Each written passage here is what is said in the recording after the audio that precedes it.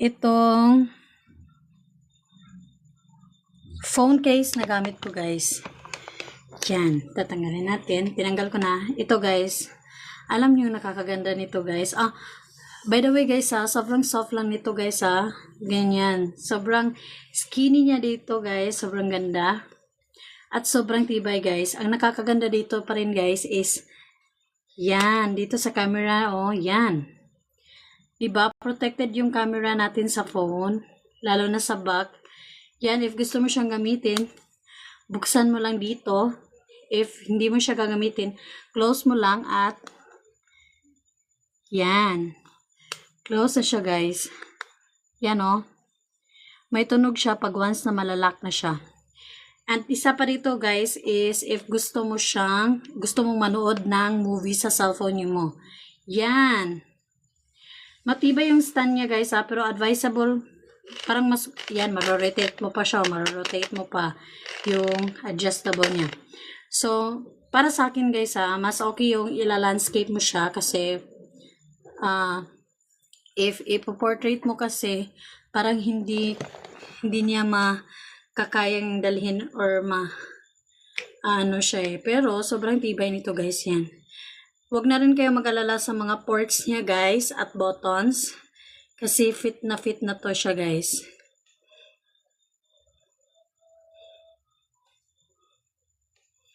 Yan, guys, again.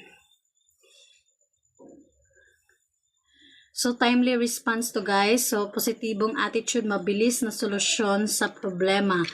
Lalo na yung mga pag mahuhulog yung phone natin, we are pretty sure na secured yung cellphone natin dahil na rin sa tibay ng phone case natin.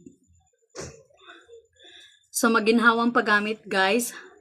Armor ring stand to, guys. So, ito siya, guys. Armor ring stand. Madaling gamitin.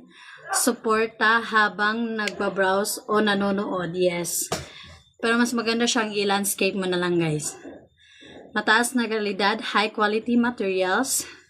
Abot kaya ang presyo, so matibay at maasahan. Magkano to ngayon? Check natin,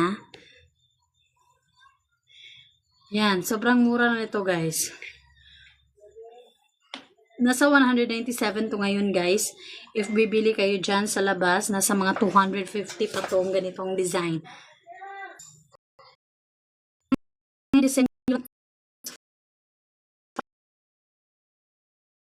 parang unique talaga kasi ito ako mas na-amaze.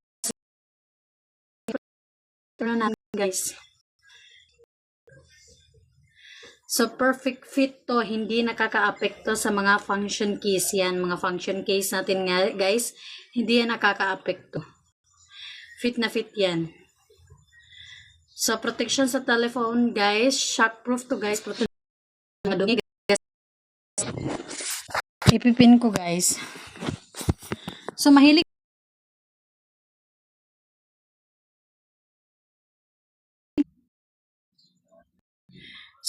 ba yung mag-crochet, guys? So, sa mga beginners dyan, wait naglalag yung internet ko.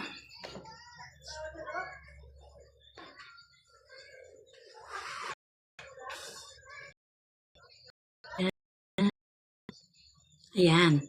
So, guys, mahilig ba kayo mag-crochet or gusto niyo matutong mag-crochet? So, ito, guys, ipipin ko, guys.